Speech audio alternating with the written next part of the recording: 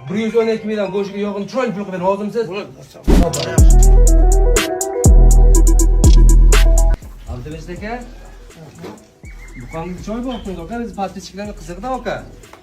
Bana to'ra boqdim. To'ra boqdim.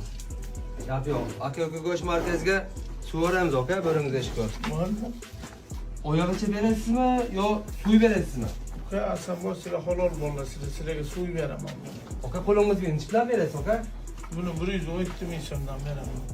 Aka 112 ming deyman aka, bizga isti shart emas. Aha. 110 ming so'mdan go'shiga aka yog'i 30 mingdan beraman. Yo'q, asam bu qo'shib. 110 mingdan go'shiga yog'i 30 ming rozimisiz aka? Yo'q. Ha? Yo'q. Barakam. Qo'shib berasan.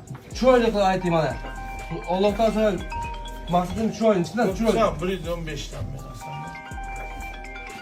Qo'limiz turimiz. Sira so'ramiz. Aha. Bundoq qilamiz aka, komfort. Berasan. 112 mingdan go'shiga yog'ini chiroyli pul qilib rozimisiz? Bo'ladi. Xo'p, Yaxshi bo'lasan. aka go'sht markazi doim mijozlar xizmatda. Bizda mana 25 million pul.